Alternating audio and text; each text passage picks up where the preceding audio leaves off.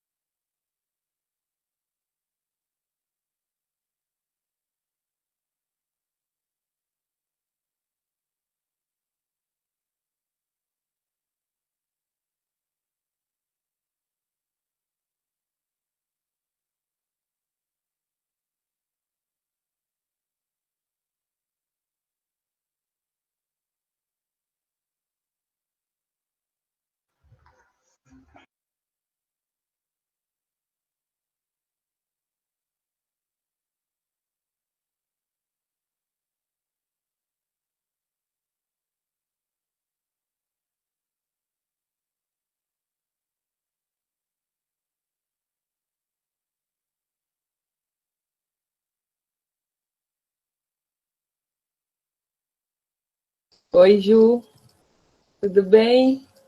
Oi, Tássia, tudo bem com você? Tudo bem, tô de cabelo comprido. Pois é, aqui a quarentena não faz, né? Bom, eu acho que a gente pode começar. Eu vou apresentar, falar, e aí a gente começa, tá bom? Ok.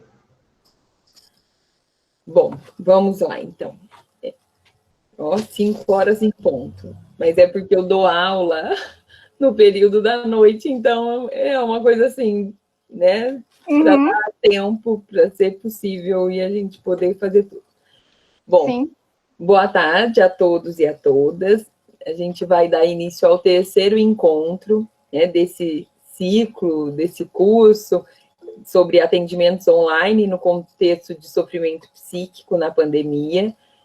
Foi uma iniciativa e uma parceria do CPPA, né, do Centro de Pesquisa e Psicologia Aplicada, e do LAPSIV, que é o laboratório que eu e a professora Meire Okamoto coordenamos.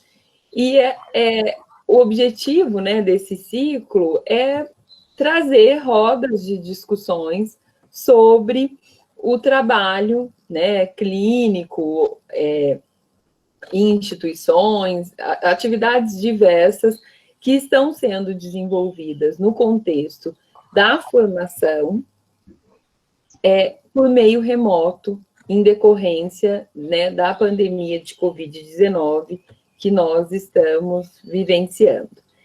E aí, quando, né, a Meire e o Gustavo começaram a discutir, e a gente foi pensando, né, as falas, o que seria possível trazer, as discussões importantes, eu mantenho, né, me mantenho em contato com a Ju sempre, a Ju foi minha orientanda, e vou te apresentar certinho, né, faz mestrado na Universidade de São Paulo, e ela contando dos atendimentos que ela vinha realizando, de experiências online, eu pensei que a proposta de discutir os desafios e as perspectivas para o trabalho clínico de famílias e casais, nesse contexto, né, da pandemia, e online, né, que ocorressem por meio remoto, era uma temática importante de ser discutida. Então, hoje, a nossa discussão vai, né, ter esse recorte de pensar os desafios e as perspectivas que se apresentam no trabalho clínico psicanalítico com famílias e casais e discutir um pouco também da experiência prática, né, que a Juliana vem tendo nesse trabalho por meio remoto. A Juliana é Juliana Beatriz Ferreira de Souza, né, é psicóloga formada pela Unesp de Assis, e hoje ela faz mestrado no Instituto de Psicologia, né, mestrado em Psicologia Clínica. Então, de antemão, eu agradeço a sua presença aqui, Ju, para enriquecer a nossa discussão, para a gente, né, debater esse tema, e a sua disponibilidade de participar, né, da formação dos nossos alunos e das discussões também entre profissionais que já estão atuando e que têm interesse sobre essa temática. Eu que agradeço o convite, Tássia, lógico. Prazer estar aqui.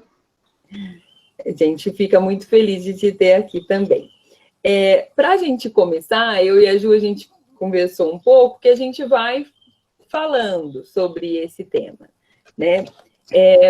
Mas, para a gente começar, eu queria fazer uma introdução, que é uma questão importante da gente circunscrever, né, essa nossa discussão diante de uma questão que é a pandemia de Covid-19. Né? Nós estamos aí chegando no Brasil em 6 meses e meio, né, de contexto de indicação de isolamento social, né, de distanciamento social, e essa experiência é uma experiência que tem se configurado como uma experiência de perdas, de lutos, né, de reconfigurações, de reorganizações, e muitas demandas de sofrimento psíquico se apresentam. Sejam aquelas demandas que a pandemia desnudou, né? Então, que ela evidenciou, que pôde vir à tona numa possibilidade de reflexão ou de discussão sobre as transformações que ocorreram na vida, ou da própria prática do isolamento e do distanciamento social, sejam experiências de sofrimento conectadas diretamente a essa vivência que estamos tendo. Né? Então, perdas de entes queridos, perdas materiais, transformações, né, na rotina, na vida cotidiana, transformações no trabalho, que são importantes e que vão impactar diretamente a vida familiar. Então, circunscrever a nossa discussão nesse contexto, ela é importante não só para pensar a ideia da realização de um atendimento por meio remoto, né? Então, um atendimento de família e casal online, que acho que como o Fábio Belo, quando trouxe a discussão, apontou, depois o Jorge também apontou, que já era uma realidade que vinha se configurando na prática clínica, né? Mas que com a ideia do isolamento social passa a ser uma possibilidade, né? Então passa a ser algo da ordem do possível para que o acolhimento, né, e para que os atendimentos dessas pessoas pudessem ocorrer. Porque existe uma questão importante que é essa escuta, esse acolhimento de experiências de sofrimento.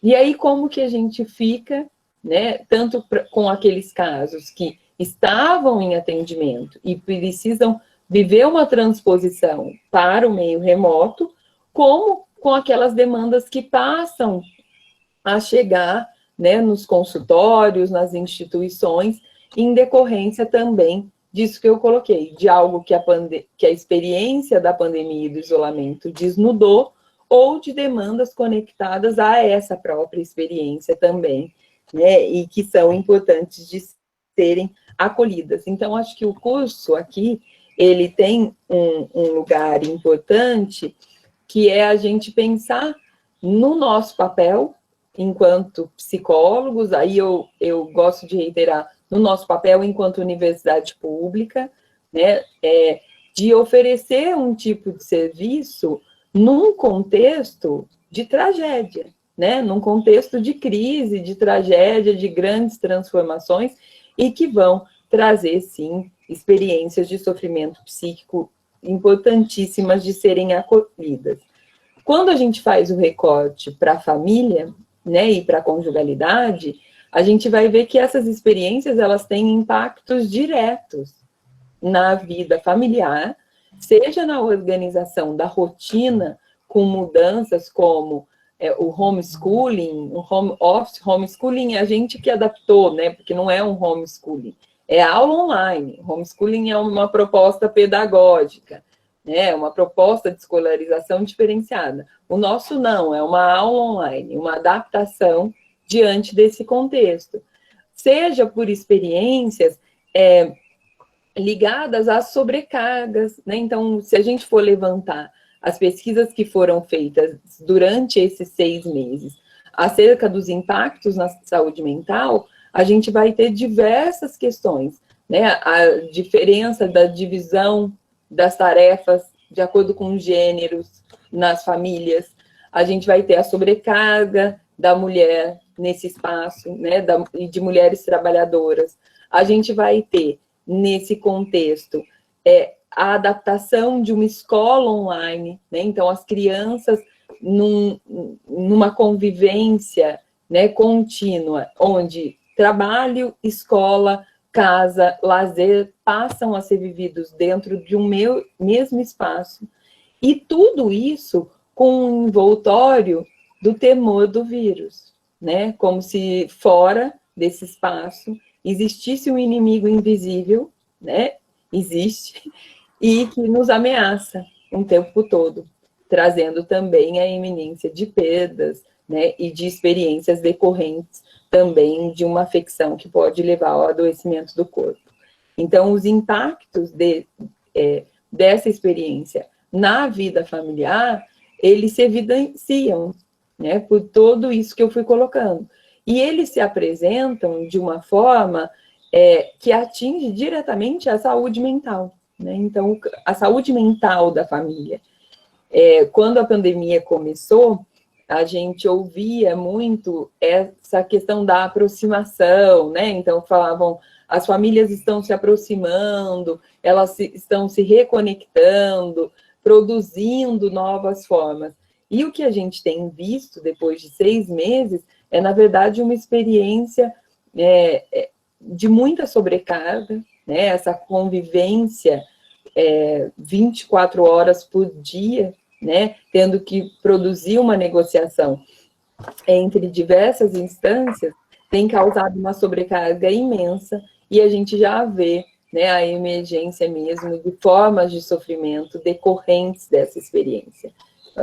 Os psicanalistas que trabalham com crianças têm recebido demandas infantis, né, ligadas a quadros de ansiedade, quadros de depressão, os atendimentos também de adolescentes, de adultos, trazendo essas demandas, E aí a clínica de famílias e de casais entra nesse cenário para pensar todo esse conjunto de impactos, né, que vai chegar na vida familiar. Então, quando a gente fala do atendimento, né, da realização de uma clínica psicanalítica com famílias e com casais, a gente vai pensar, óbvio, esse enquadramento de um trabalho clínico grupal, né, onde a família vem a psicoterapia, mas pensar dos impactos da experiência da pandemia na vida familiar também vai aparecer nas demandas de atendimento individual, né? Então, nos atendimentos individuais, esse cenário familiar, ele também vai aparecer como queixa. Jovens que trazem lá essa questão de se sentirem invadidos, a dificuldade de ter um espaço no ambiente doméstico, né? As crianças sem uma atividade, os casais com essa questão de uma hiperconvivência, né? Então, várias questões que vão surgindo e que vão se colocar como desafio, justamente porque o isolamento social fez com que as pessoas se recolhessem em suas casas, e esse ambiente da casa é um ambiente muito conectado à experiência familiar.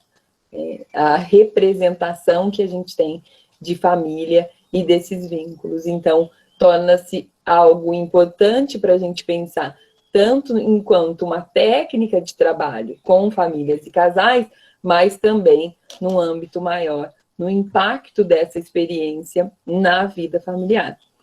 Bom, quer colocar alguma questão, Ju? Vai falando, pode? Não, por enquanto não.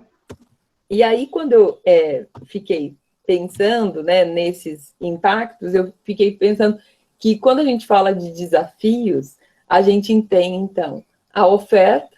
Um dos nossos desafios é a oferta de um espaço de escuta e de acolhimento para a família, como ofertá-lo, né, como oferecer esse serviço e como se organizar diante desse serviço. Outro desafio são as demandas, que são essas problemáticas, né, apontadas, que vão se apresentar nesse trabalho, e a modalidade de atendimento online com famílias e casais, que vai trazer toda uma adaptação de um enquadramento, e a necessidade que esse enquadramento seja discutido para que a experiência, né, da psicoterapia que vai ocorrer, no caso da família, em grupo, e no caso do casal, em dupla, transcorra de forma que os princípios, né, desse atendimento, que são o enquadro estável e regular, a ênfase nos fenômenos da transferência e a questão da interpretação verbal, possam ocorrer nessa adaptação que a gente vai fazer para um trabalho por meio remoto a partir das plataformas digitais. Então, quando a gente pensa nos desafios, eles são muitos, né? Então, que é acolher essa demanda, né? Que é pensar essa família, que é olhar para todo esse processo de transformação decorrente da pandemia e aquilo que ele pôde explicitar, configurar uma forma de acolhimento, de oferta desse serviço e permitir que ele ocorra dentro da perspectiva de um trabalho psicanalítico com famílias e casais. Então, quando a gente vai pensar, a gente fala que eu tenho uma dupla de estagiários que fez um atendimento com famílias semana passada e, na verdade, não foi um atendimento de famílias. Eles acolheram a família porque as crianças eram atendidas até para a gente retomar um trabalho com eles. E aí vem toda essa questão de como fazer online, né? A criança ficou no fundo, como que a gente vai fazer, como que a gente vai se organizar, e ao mesmo tempo eles viam a família ali, disponível, com demandas, com questões, e precisando desse espaço de escuta. Então, acho que vale a pena a gente enfrentar os desafios que se apresentam, justamente para construir uma oferta, né, para que esses espaços se configurem, enquanto não for possível que a gente oferte esse espaço no presencial para aqueles que queiram, mas também que essas discussões que vêm sendo feitas sobre a clínica psicanalítica online reverberem nesse trabalho clínico de uma abordagem familiar, né? Então, que reverberem também nessa nossa oferta de trabalho. Quando a gente pensa, então, para a gente iniciar, né? Quando a gente pensa o atendimento clínico com famílias e com casais, a gente vai falar de um campo específico de atuação, tá? E aí, pensar esse campo específico de atuação, ele é importante por quê? Porque quando a gente vai trabalhar com famílias e casais, né, a gente não tem uma demanda, e aí eu vou pensar isso em termos de uma instituição como o CPPA, uma clínica escola, e não de um terapeuta familiar que tem o seu consultório, né, e que tem os encaminhamentos já destinados para esse campo, porque aí é uma leitura diferenciada. Mas se a gente for pensar no campo da instituição, o que a gente vai perceber? Que a gente não tem, né, uma configuração de uma queixa onde a família se organiza para vir à psicoterapia. Geralmente isso ocorre por um encaminhamento após um psicodiagnóstico, que é feito de um membro, ou de um encaminhamento médico, de uma demanda do judiciário, que geralmente a gente tem essa recepção para um atendimento, né, de famílias. De casais, a gente, em alguns casos, poucos, a gente vê um casal que chega com pedido de psicoterapia. Mas a gente tem casais também que num atendimento individual trazem uma demanda de uma psicoterapia de casal que vai ser pensada junto ao terapeuta para a configuração de um novo espaço, que não necessariamente vai anular a psicoterapia individual. Então, essa configuração de uma demanda para esse trabalho, ela vem desses espaços, porque a gente tem na família, né, e as teorias trazem muito, né, o Pichon discute muito isso, depois o Aiger, Berenstein, que é aquela pessoa que vai portar o sintoma da família, que a gente chama de bode expiatório. Então, geralmente, quando a gente vai trabalhar com um atendimento em psicoterapia familiar, a demanda vem ligada a um membro da família. Alguém porta um sintoma, alguém adoeceu e, por isso, essa família precisa de ajuda e vai buscar ajuda, localizando essa queixa geralmente em uma figura, né? E aí, com essa experiência de hiperconvivência que a pandemia trouxe, a gente tem visto essa demanda como uma possibilidade de reconfiguração. Por quê? Porque a gente vai vendo que as famílias estão convivendo e percebendo também algumas questões que estão nessa dinâmica, nesses processos de vinculação.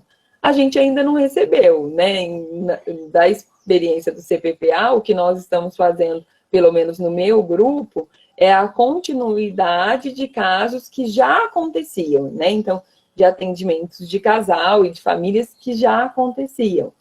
Mas, acho que você pode falar um pouco, Ju, da sua experiência, né, a gente já vê mudanças nessa demanda também. Sim, os casais que a gente tem recebido, né, na clínica da USP são os próprios casais que estão procurando, assim, geralmente um dos parceiros, né, e é até curioso, porque às vezes se acontece de um casal desistir, já tem um outro ali na fila, sabe, de espera, e é algo que tem chamado muita atenção, que temos discutido um pouco, né, por lá sobre isso, se essas questões que estão trazendo esses casais são questões que dizem de algo anterior à pandemia, ou se foi algo que a pandemia trouxe, né? Mas a gente já percebe essa mudança na demanda, em quem procura, né? Porque às vezes, até como a Tássia estava falando, né? Um dos casos que acontece do casal procurar terapia, ou na verdade ser chamado para terapia de casal, é quando se percebe que às vezes eles levam um filho, né, e o filho diz de algo da dinâmica conjugal deles, né? Então, isso é uma coisa que tem chamado a nossa atenção, assim, que um do casal vem trazer alguma coisa, e às vezes é alguma coisa que está incomodando e que é central ali naquela relação, assim. Ou, sei lá, algo que estava ali, mantinha, e agora parece que caiu por terra, alguma coisa balançou nesse momento, assim. Mas, ao mesmo tempo que, né, temos observado essa maior procura, eu também participo de um outro projeto de apoio psicológico, né, e essas questões familiares, elas apareceram como uma das mais preenchidas dos formulários, né, das pessoas que buscavam atendimento. Foi uma coisa que chamou muita atenção. Mas também tinha outras opções, né, do porquê essas pessoas procuravam atendimento, né? Mas uma coisa que eu vi, né, as pessoas do projeto se questionando e também me vi me questionando, é essa procura, assim, muito grande. Eu não sei se é por ser online, que talvez facilite mais que essas pessoas façam terapia, né? Mas, ao mesmo tempo, também, do lado do projeto, nós percebemos uma diminuição nessa procura. Parece que era uma coisa muito, assim, de procurar e depois, às vezes, a pessoa consegue e já não tem mais tanto interesse, assim, sabe? E nos casais a gente vai percebendo que eles até ficam, mas depende muito do que está pegando ali naquele ponto, se eles estão disponíveis a trabalharem aquilo, ou se foi uma coisa muito assim que rompeu ali, assim, de alguma forma balançou, mas pensaram, não, damos conta disso daqui, não precisamos mais de terapia, né? Pode continuar, Tássia. Não, e isso é uma questão importante, né, para a gente pensar essa configuração de uma demanda articulado aos dados que a gente tem, né, sociais mesmo, de o número de divórcios, né, que tem aumentado. Isso começou na China, né, quando começou a flexibilização lá, a procura pelos divórcios, e aí os dados brasileiros também, que evidenciam um aumento do número de divórcios. Então, a gente vê que problemáticas da ordem da conjugalidade puderam ser desnudadas também em experiências onde o confinamento traz, né, um aflorar de emoções, mas também traz essa conexão, essa proximidade que vai se apresentar ali. E demandas familiares relativas aos processos mesmo da saúde mental da família, que beiram a experiência de esgotamento, né? Então, como para essa família, vamos pensar a família que a gente tem pré-pandemia. Não que ela vá mudar de roupa, tá? Mas a gente tem uma família que vive envolvida num cenário de aceleração, né? Então, as pessoas trabalham, as crianças vão para a escola, muitas crianças estudam em tempo integral, aquelas que não estudam em tempo integral estão envolvidas em atividades, projetos sociais, atividades extracurriculares, né, que compõem o tempo e a formação dessas crianças, e o retorno para casa, ele vem para fins de alimentação e descanso. Então, é essa família que a gente tem. Aos finais de semana, essas famílias também estão envolvidas em eventos, em atividades. A gente fala que é uma família frenética, né, diante de tantas coisas a se fazer e a se resolver. Num determinado momento, e isso rapidamente, bruscamente, essa família se recolhe, né? Ela é recolhida para o espaço doméstico. Não é que ela se recolhe, ela é recolhida para o espaço doméstico, que passa a ser um espaço de trabalho, de educação, de formação, de lazer, e a convivência com os pares passa a ser naquele vínculo ali. Então, a gente tem uma mudança brusca na rotina de vida familiar, que, de certa forma, evidenciam toda essa tessitura vincular, né? Como a gente discutia muito no campo psicanalítico, a questão da fragilização das funções parentais, a fragilização dos vínculos, as ressonâncias disso nos processos de subjetivação, né? Então, a gente falava muito dessa conexão, desse vir a ser né, dessas funções, né, da parentalidade, no sentido de permitir que esse sujeito advenha, se aproprie do seu desejo e se sinta contido nessa experiência, e a gente fazia essa discussão sobre essa família frenética. Como que foi para essa família se recolher e quais os impactos disso nas vincularidades, na parentalidade, né, nas experiências conjugais, na divisão sexual, né, entre os papéis familiares, na relação que esses sujeitos estabelecem com o trabalho. Então, a gente vê essa mudança e a gente vê se configurar uma demanda de atendimento familiar, que a gente pode até pensar numa demanda pós-pandêmica, né? Ou pandêmica, porque para algumas pessoas já acabou, né? Então, toda essa configuração do que vem, como que esse desnudar permite esse sofrimento vir. E qual vai ser a nossa disponibilidade na configuração desse campo de trabalho para essa escuta dessa demanda que vai se apresentar. Que é isso.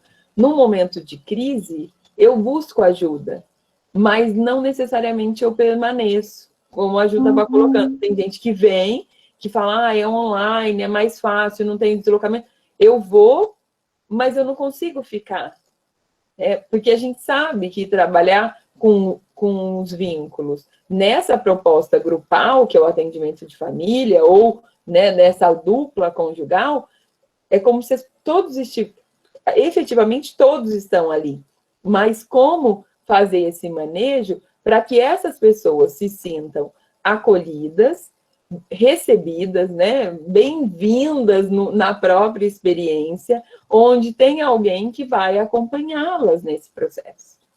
Então, a configuração de uma escuta atenta a essas demandas e a como elas se configuraram, que podem serem questões anteriores, mas que só chegam para nós a partir dessa experiência.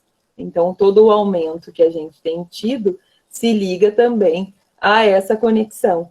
E aí, eu fico pensando nessa transposição mesmo para o meio remoto, como uma perspectiva no sentido dessa oferta, mas também um desafio da adaptação. Né? Então, como que eu vou fazer esse atendimento por meio remoto? O que é importante? Porque o Aiger, ele coloca, né, que os princípios para que uma psicoterapia familiar, de casal, ocorram, seja a gente ter um enquadro estável e regular, o manejo da interpretação verbal, então a gente trabalha com a circulação da palavra, e essa palavra precisa circular, né? O terapeuta, ele usa da interpretação até para que essa palavra possa circular, e os fenômenos transferenciais.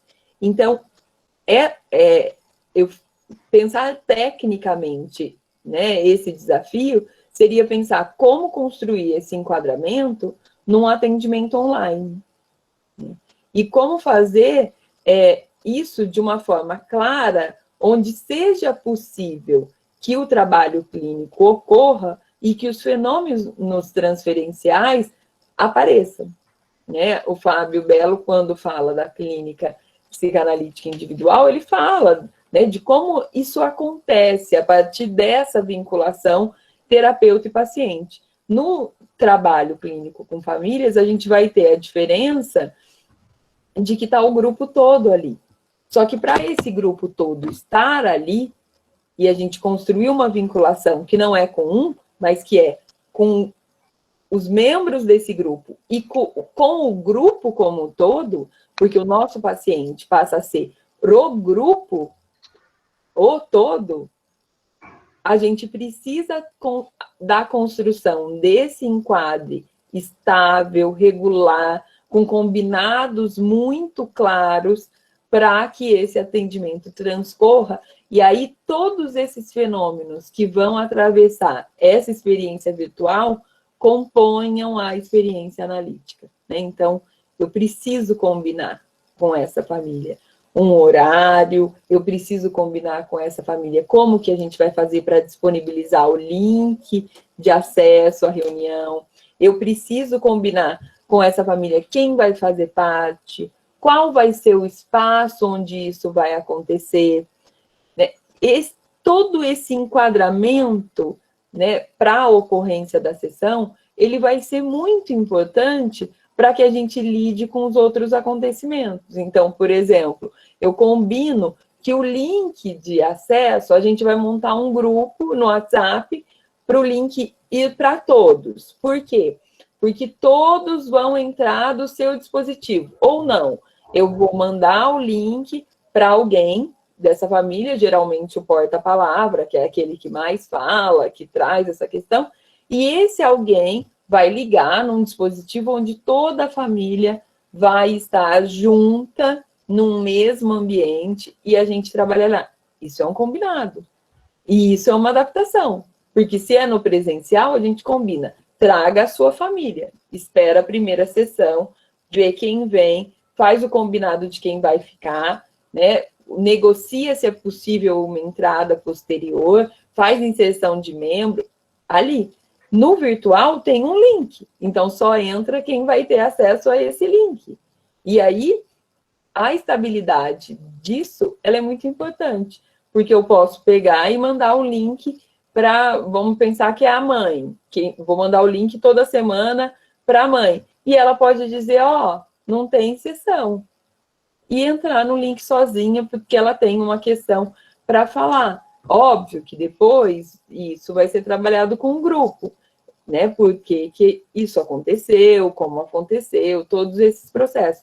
Mas entende como que esses combinados, essa moldura que a gente vai dar para o processo, ela vai ser super importante até para a nossa adaptação para esse meio virtual, né?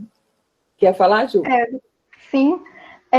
Essas coisas que a Tássia estava comentando, né, são essenciais, assim, para que você possa atender online um grupo, assim, eu falo por experiência própria, até porque, assim, o online, ele dá muita ideia de estar, assim, jogado, às vezes, assim, sabe, de que tá tudo ali solto, né, e não necessariamente é assim, né, e para que o nosso trabalho possa acontecer, é importante que se tenha esse contorno, que se tenha esses combinados, igual a Tássia estava comentando, né?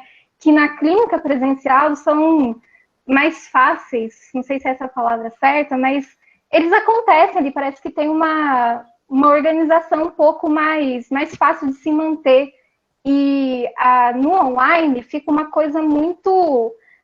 Nós que estamos atendendo, fica a nosso cargo ir delimitando isso, assim, na falta de um contorno de paredes da clínica, parece que isso fica muito com a gente, assim, eu não lembro a live agora que é, mas que uma pessoa comentou que é como se fôssemos os guardiões do enquadre, que eu acho que define muito, assim, e principalmente no atendimento de casal e família, assim, porque atender online já é muito desafiador.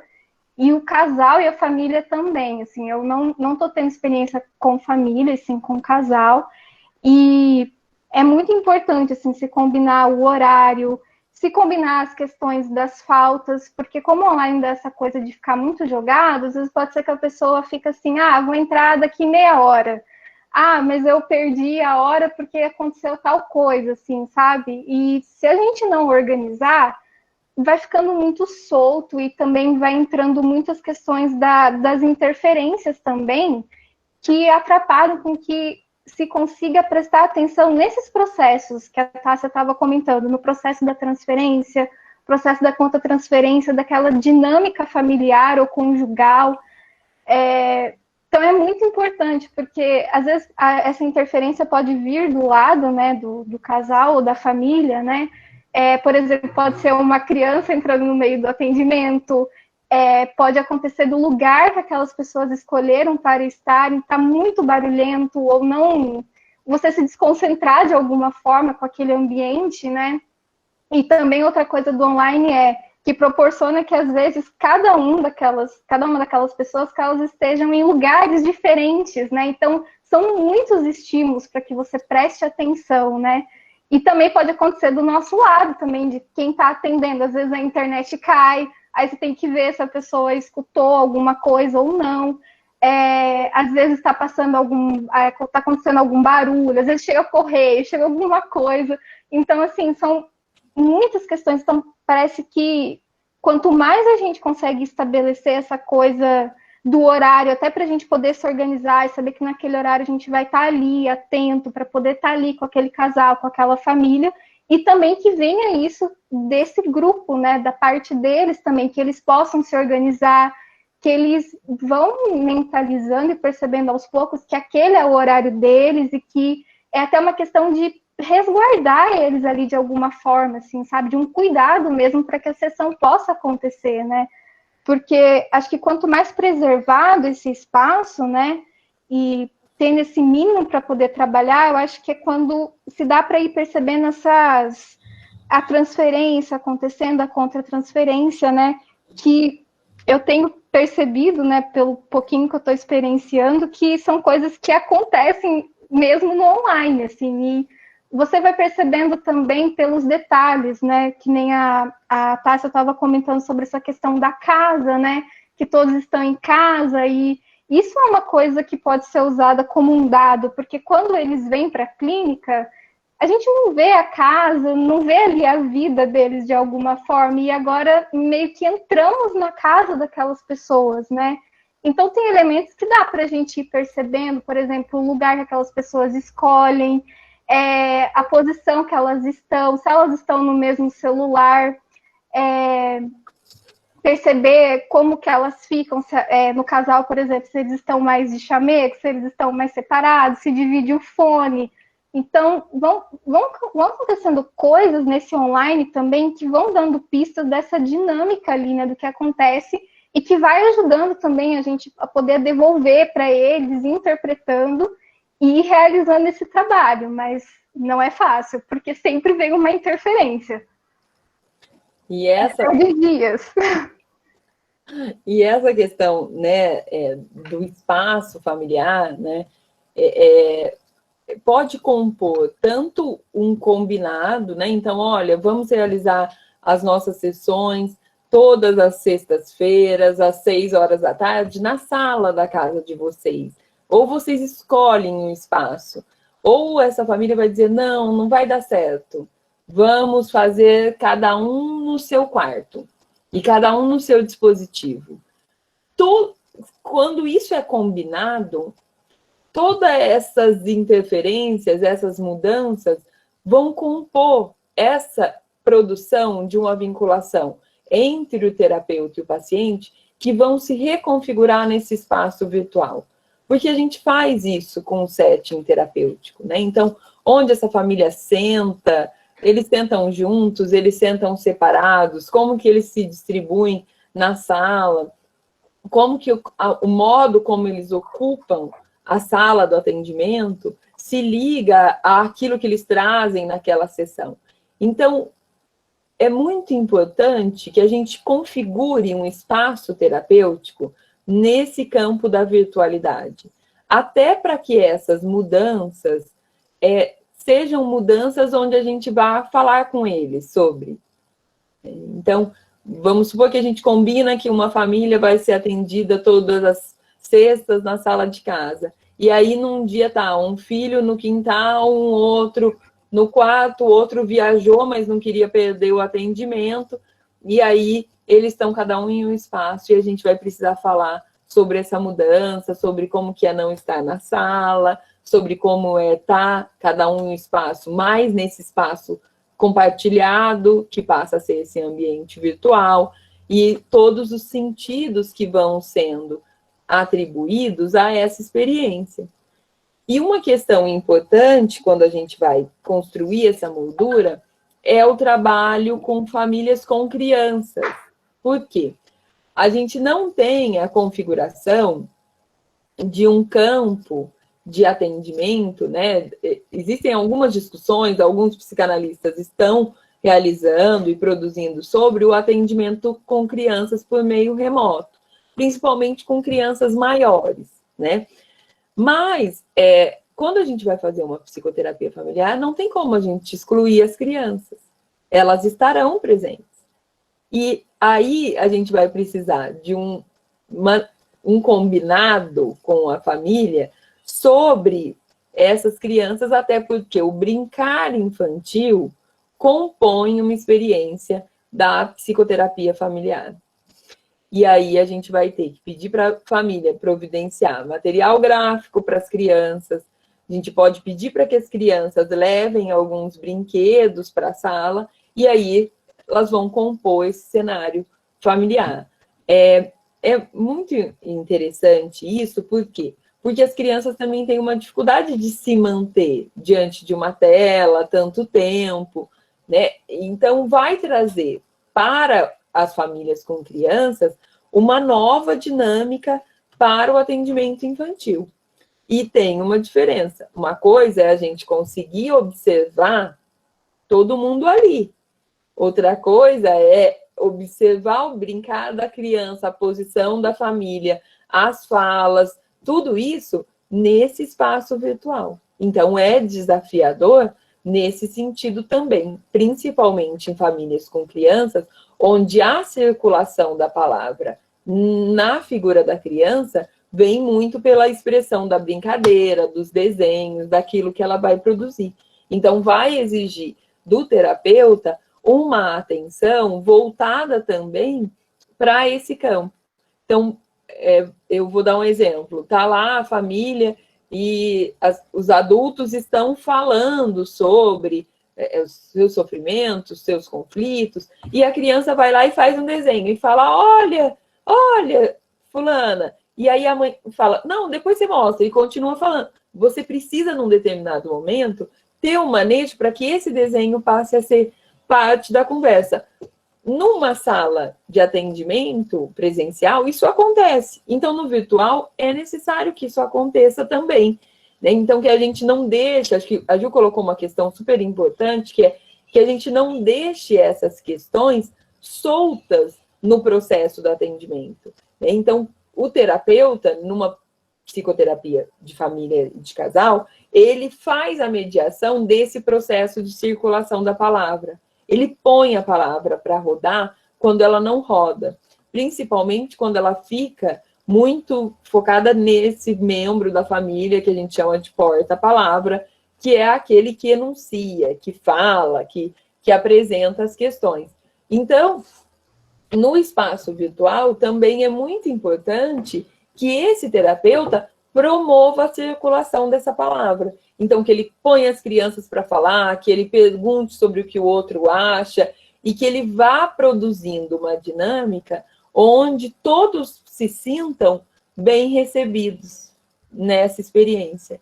Então, além dos combinados, dessa moldura da análise, a dinâmica onde o atendimento familiar acontece, ela é muito diferente do atendimento individual. Né? Quando eu falo familiar, eu estou falando de casal e de família. Ela é muito diferente, porque você não tem uma pessoa ali. Que você não vai dirigir a sua atenção para uma pessoa específica. Você vai dirigir a sua atenção e a sua escuta para um grupo de pessoas. E o seu paciente é o grupo. É o que aquele grupo produz. É o que aquele casal produz. É aquele próprio daquela dinâmica. É sobre isso que a gente vai trabalhar. É sobre isso que a gente vai trabalhar a circulação da palavra, é sobre isso que a gente vai fazer apontamentos. E aí é muito importante a gente estar atento a todos esses nuances que vão se apresentar. Né? Então, são muitos nuances, porque eu preciso estar atento ao que aquele está trazendo, ao que o outro está fazendo. O fulano saiu. Onde está o fulano? O fulano foi tomar água. O fulano foi tomar água por quê? Então, trazer. O terapeuta precisa ser, num atendimento de família e de casal, uma presença para além do sensível. Né? Eu falo que é uma presença sensível e ativa. Né? Ativa no sentido de que ele precisa lidar com essa dinâmica para que a família toda se sinta acolhida e para que parcerias de exclusão não sejam construídas. Então, eu vou lá e fico só ouvindo os pais e deixo os filhos num lugar deslocado, como se a fala de um deles fosse mais importante. ou eu vou lá e só quero ver o brincar da criança. Não, todos. É um foco de que é aquilo que se produz no conjunto que eu devo receber e acolher. Quer colocar, Ju? Eu fico igual uma... Eu ia falar que, por exemplo, no casal, né, se vem um dos parceiros procurar, que teria que se trabalhar para que os dois pudessem falar e não só aquele que está procurando, né?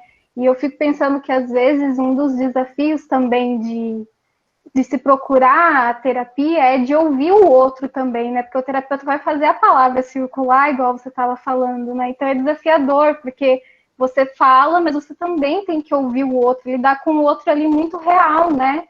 Que, por exemplo, no atendimento individual, se você fala de um parceiro ou de um membro familiar, o terapeuta não tem acesso àquilo, ou o próprio paciente não está falando na presença daquela pessoa, né? E como que é falar? E uma coisa que eu fiquei pensando, né, que você estava comentando no começo sobre essa convivência maior dentro da casa e tudo, né? Fiquei pensando como que deve ser falar ali, né, falar sobre o outro, ouvir o outro, e aí encerrar a sessão e voltar para casa, né? Porque não tem aquela coisa de você sair da clínica e ter o caminho para casa e fazer as outras coisas, né? Termina e eles ficam ali dentro da casa, né? Fiquei pensando agora como é desafiador também, né? Falar e continuar ali, né? Eu acho que a Tássia caiu. Esperar ela voltar.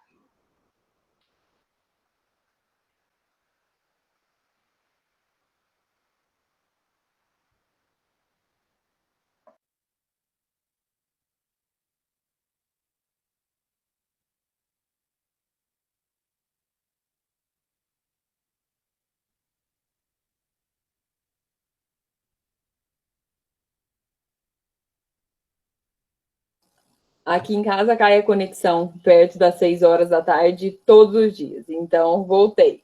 Intercorrências do virtual, né? Bom.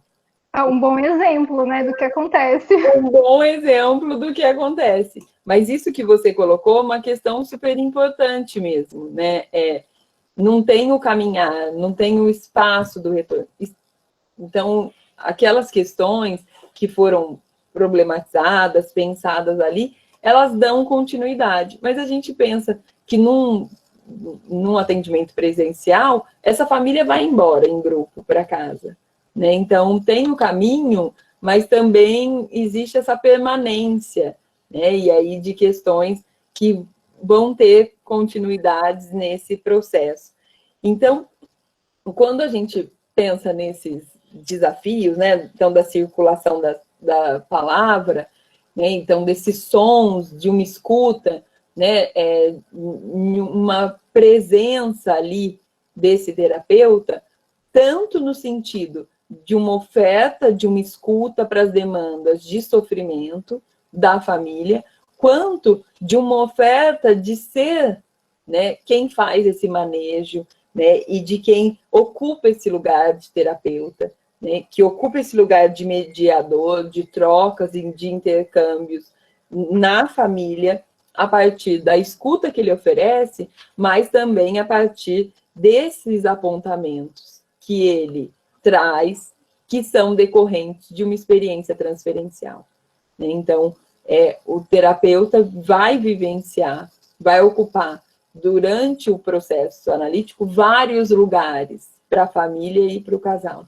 E aí a importância de trabalhar com essa família e com esse casal, esses diversos lugares, né, aos quais o terapeuta é colocado, no sentido de que é a partir dessa experiência, né, dessa reedição no vínculo do terapeuta, que essas problemáticas todas vão poder ser trabalhadas. E aí eu fico pensando na importância de um terapeuta que se mantém inteiro diante de todas essas experiências que vão demandar a sua continência, no sentido de que esses afetos, de que esses conflitos, de que essas experiências de sofrimento possam, a partir disso que ele oferece, serem elaborados, né, metamorfoseados e criativamente a família possa construir algo, ou o casal possa construir algo a partir disso.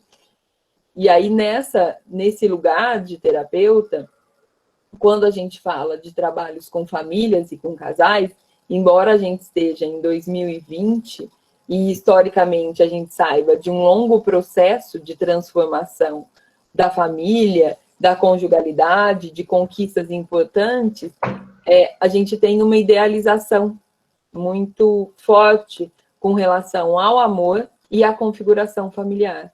E sempre que vou falar sobre essa temática de psicoterapia de casal e de família, eu acho muito importante colocar isso. A função do terapeuta não é restaurar um ideal familiar e conjugal.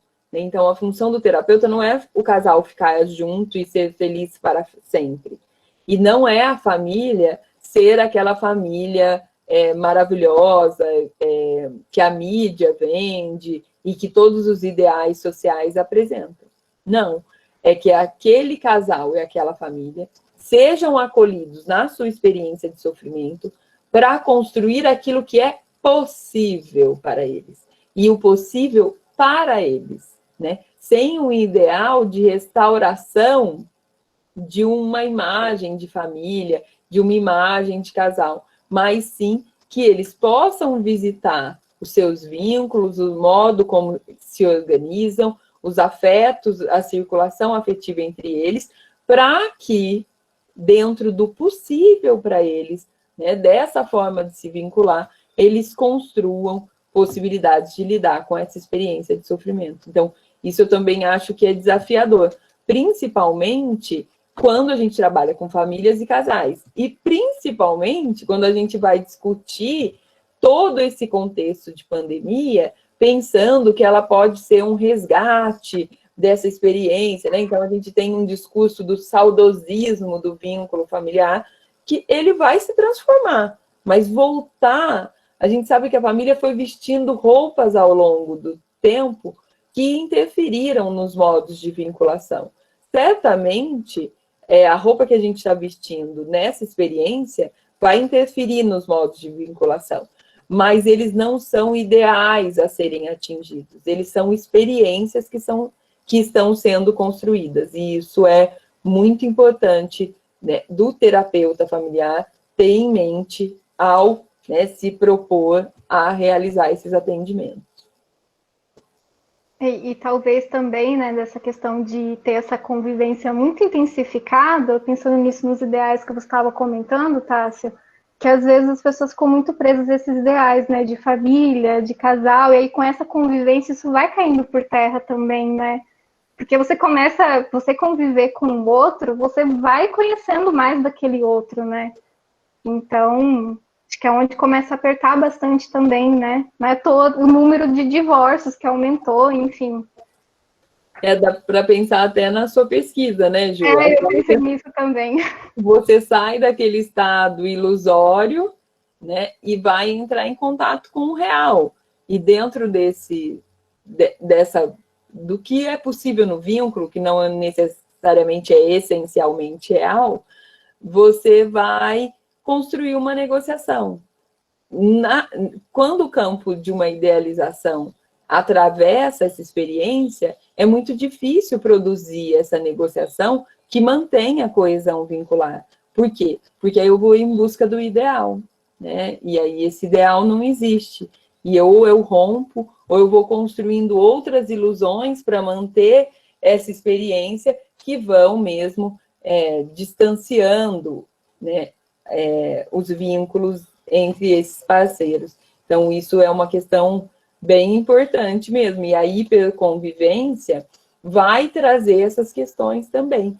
Porque tem um ponto nisso que também é importante, que é a ideia, né, de que, por ser família, estar junto tem que ser uma experiência extremamente prazerosa, né? Então, eu acho que um desafio também é ofertar uma escuta no sentido de que pode estar difícil, pode ser complicado estar junto, pode ser muito pesado, oneroso não ter um tempo. Eu fiz 20 entrevistas, não sei como que eu sobrevivi, pirei na pandemia e fui entrevistar 20 mães sobre a experiência do isolamento social com filhos de 0 a 10 anos. E aí, começava as entrevistas e essas mães muito rígidas, muito duras e muito eu estou no meu papel materna, passava 20 minutos, desaguava, né? E aí elas traziam, eu tenho vontade de ir tomar um café na padaria entre a hora que eu saio do meu trabalho e a hora que eu pego meu filho na escola. Isso é... E aí elas vão trazendo com muita culpa o fato delas quererem ir tomar o café na padaria, né? Então, por quê? Por todo um peso de uma idealização, né, com relação a essa figura. Quando a gente pensa nesse ideal de família e de conjugalidade, também tem isso. Então, o casal se desentendeu. Nossa, não é para mim. Acho que não é o meu parceiro, não é a pessoa que eu deveria ficar junto, porque nós estamos juntos e não estamos nos entendendo. É possível ter conflitos, é possível querer jogar pela janela, né? Mas é possível construir negociações se há o desejo de permanecer junto. Então, isso é uma questão, é um desafio para o terapeuta familiar no trabalho presencial e no trabalho do virtual, mas que a pandemia vai trazer uma demanda específica com relação a isso. Então, esses julgamentos, pré-julgamentos com relação à família, são muito importantes de serem pensados. Esses dias eu estava olhando nessas discussões sobre a volta das escolas, né? E aí as pessoas, não tem que voltar, tem que voltar, porque tudo no Brasil é polarizado, né? Agora, se você colocar assim, a caneta é rosa, não, ela é vermelha, não, ela é rosa claro, tudo polarizou.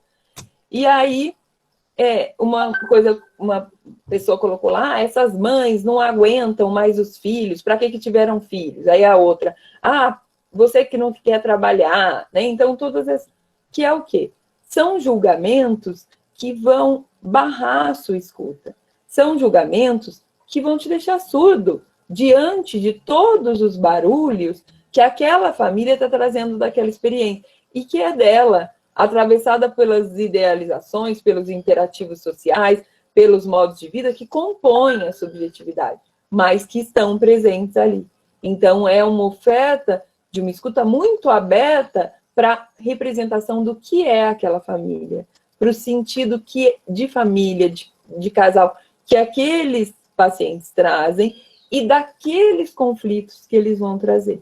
Então, de uma conexão muito próxima e de uma conexão que vai promover uma continência para a criação e não barrar essa família em ideais, em coisas que elas não vão conseguir atingir e que vão trazer mesmo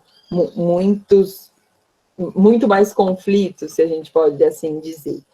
Então, para isso, eu acho que toda vez que a gente vai realizar um atendimento de família e de casal, seja no meio virtual ou no trabalho presencial, é muito importante, antes da construção, né, de um contrato, de um enquadro estável, que a gente faça entrevistas preliminares, né? O Aiger propõe essas entrevistas preliminares para conhecer um pouco o cotidiano dessa família. Ele fala fazer um estudo diacrônico e sincrônico do grupo familiar, né? Então, estudar, conhecer a história dessa família, tanto no sentido de uma temporalidade dos acontecimentos, quanto no sentido dos processos de interação. Até para que a gente tenha um panorama dos modos de vinculação, de como essa família lida com a queixa que ela traz, o lugar que essa queixa traz, quem importa essa queixa, qual lugar é ofertado para esse sujeito, e aí sim estabelecer esse enquadramento estável, regular, para que o atendimento ocorra e a dinâmica transferencial possa estabelecer, e aí esses apontamentos verbais vão surgindo dentro dessa experiência. Então, é muito importante conhecer essa família, dar um tempo de escuta sobre as experiências dela, até para que esses enquadramentos sejam compreendidos dentro da realidade daquela família, né? Dentro da disponibilidade que ela vai trazer para o atendimento, dentro de como ela vai viver essa experiência analítica e de como ela também se relaciona, pensando esse recorte específico da pandemia, com essa experiência do isolamento social, né? Então, nessa família tem pessoas que se mantiveram trabalhando, que estão no risco, essa família está toda em isolamento. Então, existem diferenças que vão marcar muito o lugar de fala dessas famílias. E elas devem ser objetos da nossa atenção, enquanto psicoterapeutas também. E no caso do casal, por exemplo, é muito importante nessas entrevistas iniciais perguntar como eles se conheceram, saber um pouquinho da família de origem, o que trouxeram eles, né? Até para investigando essa coisa também, se veio por causa da pandemia, se era uma coisa muito anterior, porque essa retomada vai dando pistas um pouco do que está acontecendo ali, né? Porque eles trazem do porquê que eles estão ali, mas essa retomada também ajuda a gente a ir entendendo um pouco, né? Dar um pontapé inicial para a gente entrar ali, né? E até para a gente ocupar o nosso lugar nesse processo, no sentido de desenvolver mesmo uma sensibilidade, né, para estar junto daquela família naquela experiência. Então, eu posso receber uma família que perdeu pessoas muito queridas, que não viveram os rituais de despedida e que trazem muito dessa demanda para o atendimento. Mas por trás dessa família tem uma história. E a narrativa dessa história é muito importante para o processo terapêutico de uma família. É muito importante que eles possam retomar, né? Que eles possam trazer essas experiências para que a gente os acompanhe nesse percurso a partir das demandas que eles forem apresentando.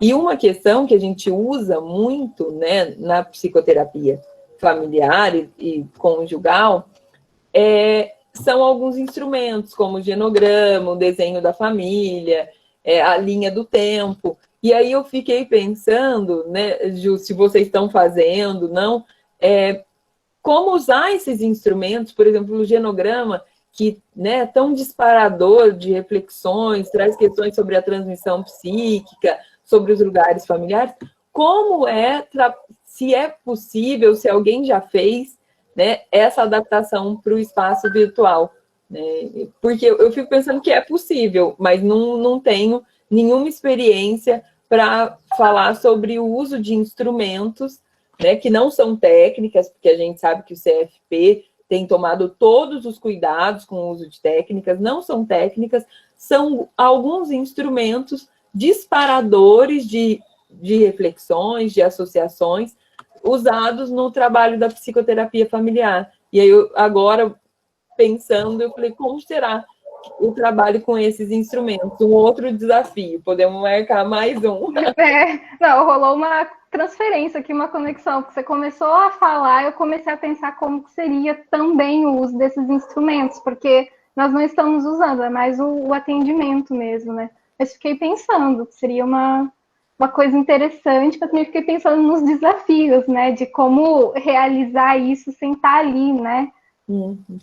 Porque, por exemplo, o genograma que a gente usa, que é uma árvore genealógica do grupo familiar, você passa instruções e eles podem te mostrar, mas é tão importante no percurso da terapia acompanhar o desenho, as marcações, Então, necessitaria, talvez, no campo de um enquadramento para essas sessões, que a família estivesse junto, né? Que não fosse um link para cada membro, necessitaria que essa família providenciasse o material com antecedência, que ela colocasse a câmera com uma possibilidade do terapeuta ver tudo o que está acontecendo. Então, são adaptações que acho que vão surgindo a partir dessa prática que é muito nova para nós, né? E que vai trazer essas demandas. Então, às vezes, você está com uma família, você tem um vínculo, já tinha um atendimento, ou com um casal anterior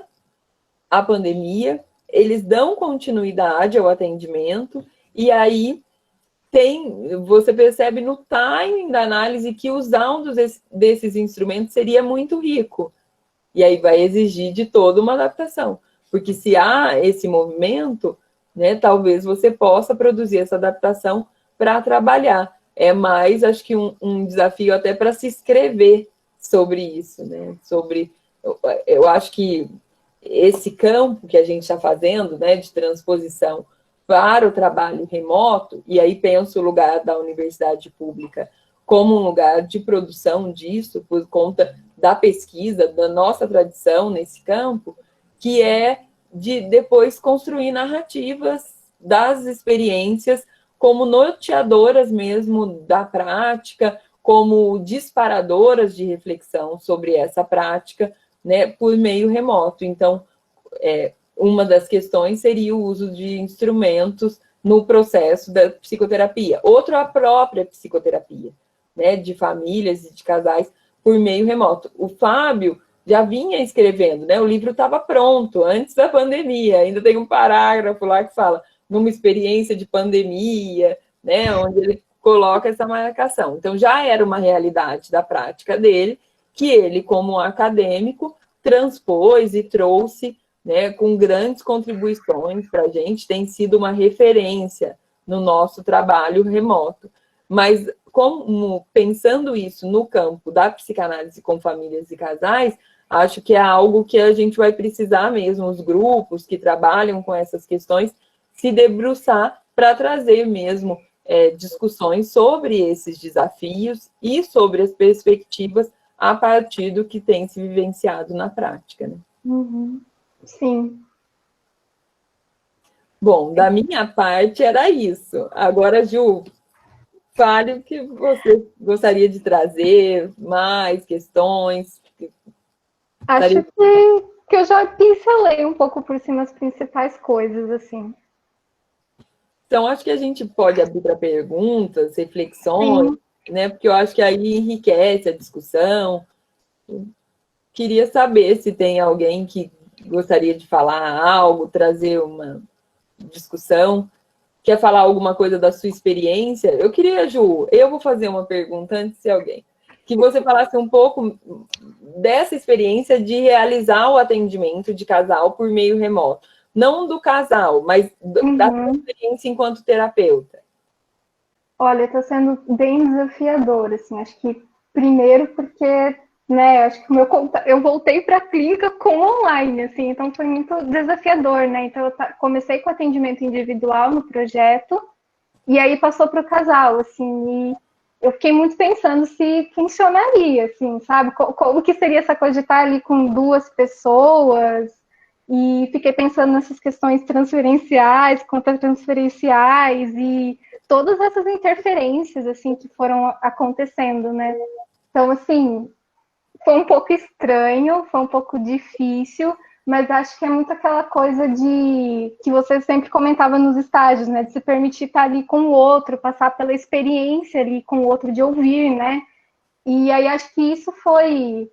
E acho que isso é até uma coisa que eu gostaria de comentar. Eu tenho a sensação de que quando a gente vai para o online, né, quando a gente transpõe alguma coisa para o online, fica muito assim, como se aquilo não fosse funcionar e não fosse ir para frente, mas parece que em algum momento, parece que aquilo vai se tornando uma coisa conhecida e as coisas vão fluindo muito naturalmente, assim. Então, foi muito estranho, mas eu sinto que agora tá um pouco mais. Não sei se é mais fácil, mas acho que eu já me acostumei um pouco mais, assim, consigo perceber mais os elementos de transferência, contra-transferência, aquela coisa de você tá pensando em perguntar alguma coisa, e aí o paciente vai, ele mesmo fala, então dá para perceber os processos ali acontecendo, assim. Acho que transpor para o online, você que voltou para a clínica no contexto do online, exige uma adaptação, acho que dos dois lados, né? Mas que acontece, né, que a experiência analítica ela ocorre principalmente em casos onde já existe um vínculo inicial muito fortalecido. A ideia que a gente tem é da continuidade da análise, né? Então você parou agora, ficou lá 2 meses porque não quis ir online, aí volta e continuou. E eu cheguei, e o paciente sentou e continuou sua narrativa, e continuou trazendo, porque a gente sabe que existe um vínculo muito fortalecido. Mas no iniciar um trabalho online, vai ser esse trabalho de escuta, de disponibilidade, de conexão com o paciente, pela via remota, e que pode se manter pela via remota, mesmo com o fim da pandemia, né? Porque não é uma experiência da pandemia, as pessoas já atendem. Então, pessoas que moram no exterior têm procurado brasileiros que moram no exterior, terapeutas brasileiros, para poder, né, se sentirem acolhidos. Eu ainda falo, fazerem um atendimento na língua materna, tem toda uma representação, isso, né? Eu moro lá no Canadá, mas eu quero ser atendido por um terapeuta brasileiro, porque eu quero falar na língua mãe, né? Na minha língua de onde eu vim. E aí, isso é muito simbólico no sentido da produção mesmo, dessa conexão.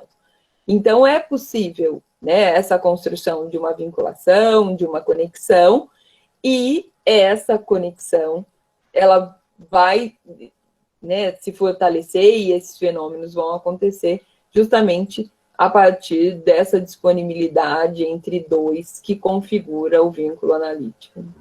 Sim, parece que aquela experiência ali vai produzindo, é como se tanto da nossa parte que está atendendo, como quem está sendo atendido, é como se vai se acostumando e um vai aprendendo com o outro, assim, sabe? E aí as coisas vão começando a fluir, assim, é meio... É estranho até, assim, de pensar, mas parece que na hora fica natural, assim. É uma tessitura vincular, né? É o que se espera que se construa. Sim. Bom, alguém tem uma pergunta, uma reflexão, algo que queria trazer para a discussão?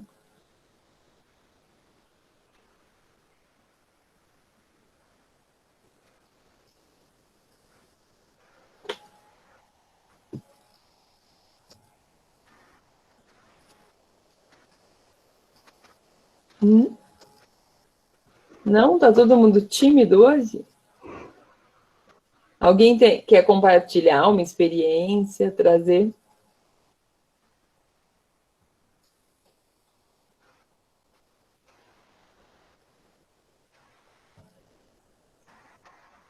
Acho que não. Eu tenho uma amiga do mestrado que está assistindo, mas não vou forçar para ela falar, não, que ela também está passando pela experiência de atender casal nesse modo remoto. Ah, é? E ela não quer falar? Compartilhar o que ela está vivenciando aqui com a gente? Quer comentar um pouco, Paula? Oi, só deixa eu colocar meu fone aqui, um minutinho, peraí.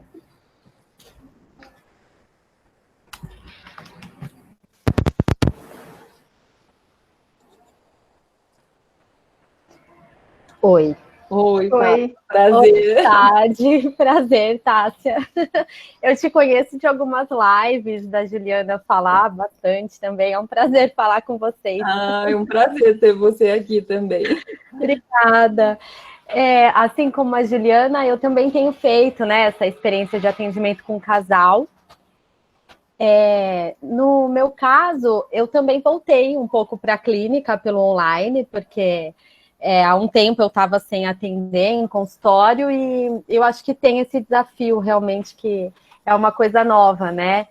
E uma coisa que a gente tem visto, né, no nosso laboratório lá na USP, pessoas que não acessariam um atendimento de casal no presencial, elas conseguem acessar, já que é online, né? Então, eu também estou atendendo um casal que mora longe da USP, não iria se fosse presencial, mas eles conseguem, né? E tem a questão das crianças, que eu acho que isso é uma coisa muito legal. Eles têm filhos, então eles fazem o atendimento. Em alguns momentos eles até conseguem deixar a criança com o familiar, mas a maior parte das sessões não. E eles têm uns combinados, então se as crianças querem falar com eles, elas passam um bilhete pela porta. Então, muito criativo, assim, teve dias de sessão que as crianças passaram desenho, só porque elas queriam comunicar com eles enquanto eles estavam no atendimento, né? Acho que é também uma forma de comunicação de estar acontecendo ali alguma coisa na família, né? Através desse atendimento. Mas, enfim, é uma experiência muito enriquecedora, né, Ju? Acho que a gente está aprendendo muito com isso.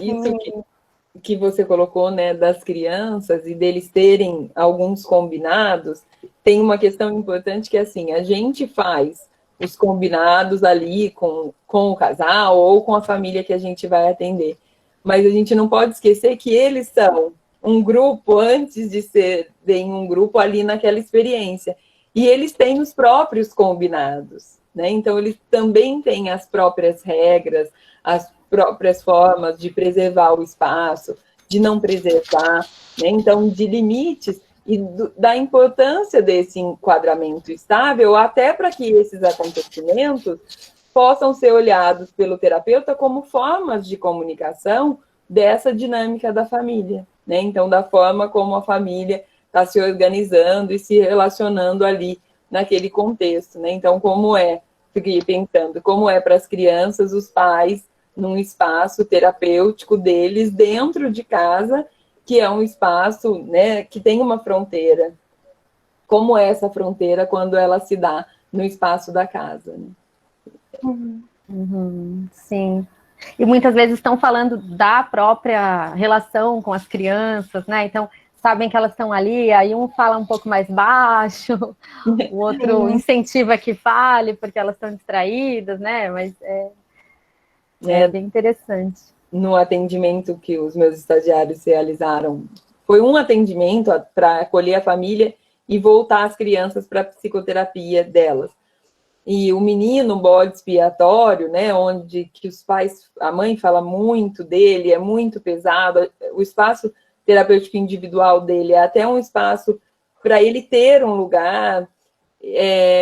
Conforme a mãe ia falando, ele ia se afastando da câmera, né? Então, eles contaram que no final da sessão ele estava lá no fundinho da sala, né? Então, desse marcador mesmo, né?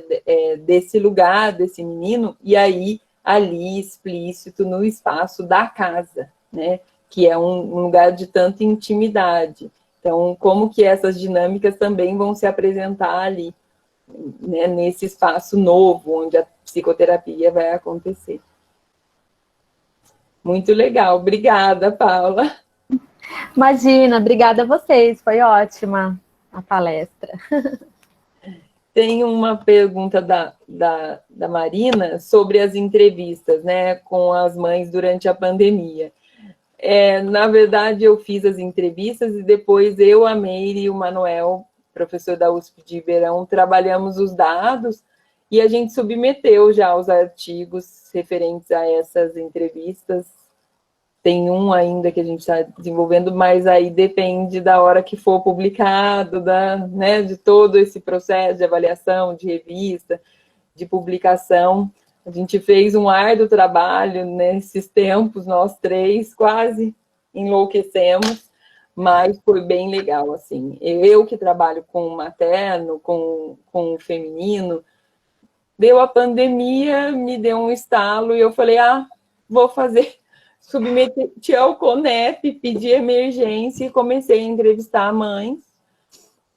E aí foi muito interessante ver essas questões que eu já trabalhava, como a divisão entre o trabalho, o lugar da mulher trabalhadora e o lugar de mãe, que aparece muito, a sobrecarga, a divisão sexual mesmo. Então, mães que estão em home office, acumulando todas as funções, né, e o parceiro está lá trancado no escritório. Mães que gestam suas famílias sozinhas, então toda a dificuldade com homeschooling, home office e a vida. Então, foi uma experiência muito interessante, para além do que vai sair de publicação. Acho que agregou muito para entender todos os impactos dessa experiência de pandemia na vida familiar, né? Então, o quanto essa família, né, teve lá a sua experiência continental em xeque, né, ou fortalece, ou os buracos nessa malha vão se evidenciar e a gente vai ter demandas muito importantes para se pensar. A gente já tem visto, né, as demandas na clínica individual estão, né, a gente tem recebido demandas emergenciais, questões pontuais, que, a meu ver, a pandemia desnudou, mas que também podem ser problemáticas, né, enganchadas justamente nessa experiência que é devastadora para todos nós mesmo. Bom, que mais? Eu também quero que fique disponível, viu, Marina? Porque, olha, se depois desse trabalho todo não sair nada, é para acabar. Alguém quer fazer mais alguma pergunta?